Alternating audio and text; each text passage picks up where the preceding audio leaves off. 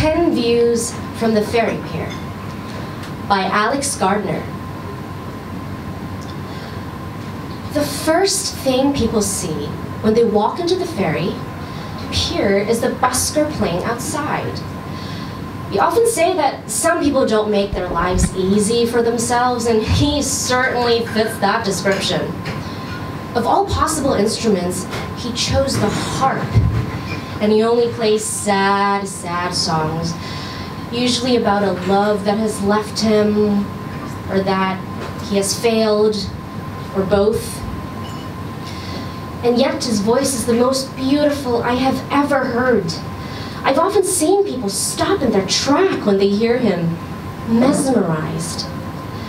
Every time he collects enough money from them, he tries to buy a ferry ticket from the booth, but the lady there always refuses him. She says he's been to the island one too many times, and now is not his time to return. So instead, he spends his money on wine, and his songs grow even sadder. People often try to cheer him up, flirt with him, or simply elicit a response, but he never turns to look back at anyone. This is what I find the most heartbreaking about his situation, possibly because of you and I.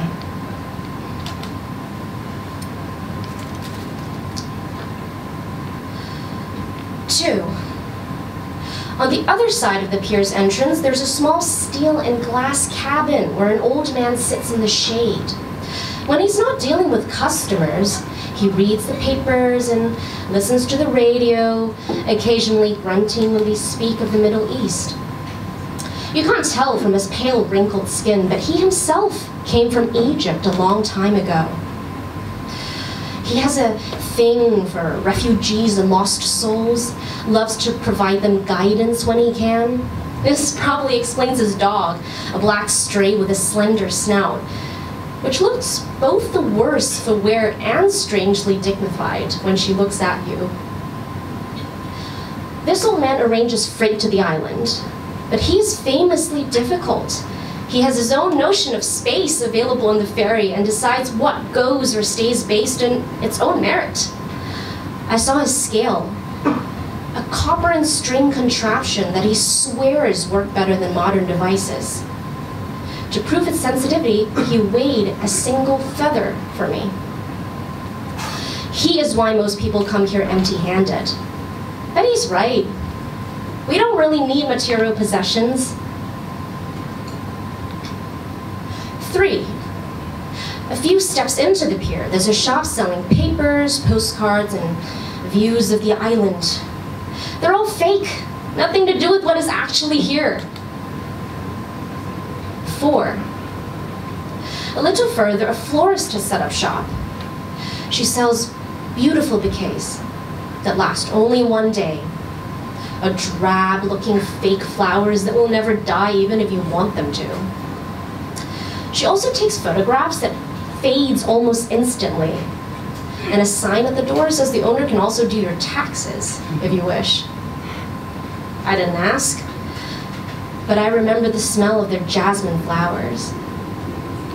Sometimes I think the perfume even carries over to here. It reminds me of you. 5. The ticket booth to the ferry is hidden between a shop and merchant stall. Most people miss it, except by chance, or if they actively look for it. It is manned by a frail old lady who looks like she's been there since the dawn of time. Under no circumstance do you ever buy a ticket from her. 6. If you're hungry, there are 2 eateries inside the pier. One is a full-fledged Michelin-starred grand restaurant with dishes both rare and exquisite from all around the world. They don't have a menu. You just go in and order whatever you fancy, and they will prepare it for you. They swear it's the last meal that you ever want. It sounded a bit rich to me, and their dining room looked gloomy. Instead, I went opposite to a little shack selling bowls of steaming shou mian, longevity noodles. It's a little more than a hole in the wall, but I recommend it. Their food is excellent. They also sell candied lotus seeds, but I was scared of trying. Some say they make you forget. 7. Halfway through the pier, there is a SIM card seller who claims he can get you roaming, both on the island and abroad. He also does tarot readings, but in both cases he's lying. His cards don't work. 8. There's also a stand where a man will engrave your name on a pendant or a slab of stone. You can even add a date or a message on it if you request. But the stones are heavy, and most people usually leave them behind. For those who really do not want to part with them, he also sells chains. You can bind one end to the stone and the other to your wrist or ankle. I do not recommend it. It quickly gets cumbersome, and people always end up losing the key and they just remain stuck. Do not burden yourself with such dead weights. There are joss paper vendors everywhere, sellers of telephones, sports cars, houses, clothes, domestic appliances, all made of paper. Most of the customers of these shops don't even have a ticket for the ferry. They buy these things to burn with candles and incense sticks in the nearby stoves as gifts for the departed. The shops even sell banknotes, fat wads of cash that bear the seal of the First Bank of Hell or the Heaven and Sky Banking Corporation. 100 kwai will buy you 1 or 2 trillion hell dollars. These too to burn on the iron stoves next door. It doesn't matter how much. This money doesn't have currency here.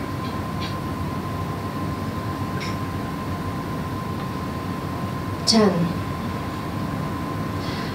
But if one day, a very long time away, I hope, you ever wander back to the end of the pier, past all the stalls and the shops and the restaurants, if you buy a ticket from the lady at the booth and hand it over to the blind old man steering the ferry, remember to give him a couple of gold coins because he won't get very far with his pension. If you manage to do that without a pang of regret for all that and those you leave behind, then know I will be here on the island's pier, waiting for you. I love you. Do not forget me.